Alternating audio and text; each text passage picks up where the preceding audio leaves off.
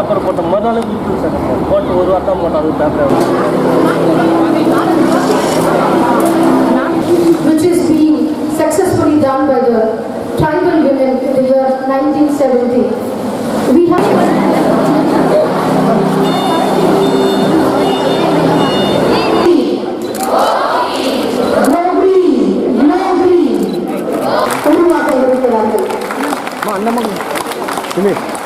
காலையிலிருந்து அப்படியே கையெல்லாம் வர உட்கார்ந்துட்டு இருந்தவங்களுக்கு 4G, 5G, 6G. It is not the gen of technology. We would like to recreate with ecology.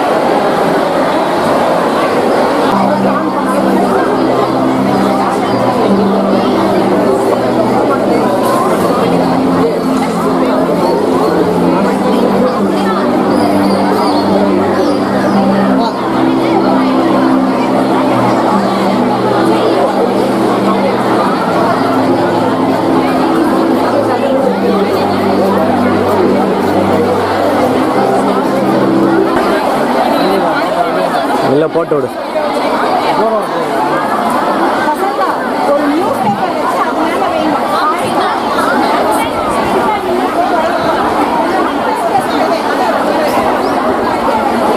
பாராட்டுதல்களை இந்த நேரத்தில் பதிவு செய்து கொள்கிறேன். இன்று நீங்கள் தயார் செய்யும் இந்த விதை பந்தானது 10 விதமான நம்முடைய நாட்டு மரங்களின் விதைகள் தான் இங்கே உங்களுக்கு தரப்பட இருக்கிறது. அவற்றை கொண்டு 5 லட்சம் விதை பந்துகள் செய்து அந்த விதை பந்துகளை நம்முடைய 5 மலைகளில் எந்த மலைகளில் எல்லாம் வேலூரை சுற்றி மிக குறைவாக மரங்கள் இருக்கிறதோ அந்த 5 மலைகளில் நாங்கள் விரைவிலே கொண்டு இதை நல்ல நீங்க செஞ்ச விதை பந்தை காய வைத்து பின்னர் கொண்டு அந்த தூவி இருக்கிறோம். அடுத்த ஆண்டுக்குள் அந்த மலைகள் எல்லாம் பசுமை நிறைந்த மலைகளாக ஆக்குவதில் உங்கள் ஒவ்வொருவருடைய பங்கும் இருக்கிறது என்பதை இந்த நேரத்தில் சொல்லிக்கொள்ள டிசிப்ளின் போன்ற பல்வேறு விஷயங்கள் இன்று அனைத்து பள்ளி கல்லூரிகளிலும் இருக்கிறது.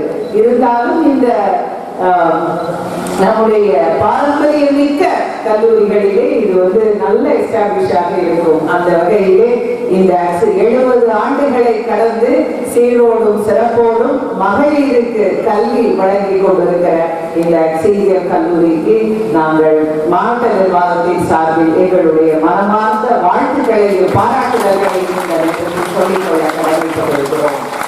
அதே போல அன்பு சகோதரர் தினேஷ் சரவணன் தினம் காலையில நான் நேற்று இந்த சமூக பணியை செய்தேன் என்று எங்களுக்கு யாருக்கெல்லாம் நம் மாவட்டத்தில் ஏதாவது ஒரு பள்ளியில் உள்ள குழந்தை படிப்பதற்கு உதவியோ இல்லை பெற்றோரை இழந்த ஒரு குழந்தைக்கு உதவியோ இதை போல ஏதாவது ஒரு மாற்றுத்திறனாளிக்கு உதவி என ஏதாவது ஒரு வகையில் யாருக்காவது தினமும் உதவி செய்யக்கூடிய ஒரு சகோதரர் அவர்.